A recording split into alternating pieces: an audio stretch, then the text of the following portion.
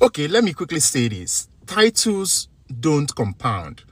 And if you think about titles, on the job, it make you feel powerful at times. Because they also look good on LinkedIn. People see that you have big titles and they respect you from afar.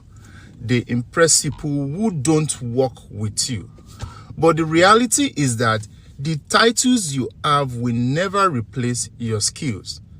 And when you think about, as you have multiple titles over time, it's never compound to mean that you have more skills.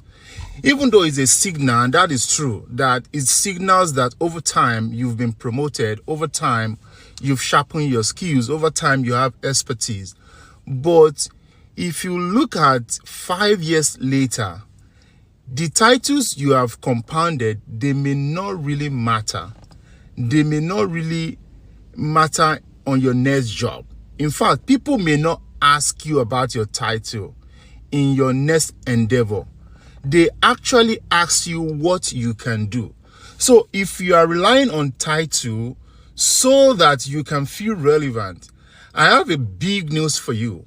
Over time, it may be irrelevant, and in actual fact, people start asking you what you can do. And at that point, you realize that the titles you've accumulated over time, they may just not count for anything. So I want you to think about that.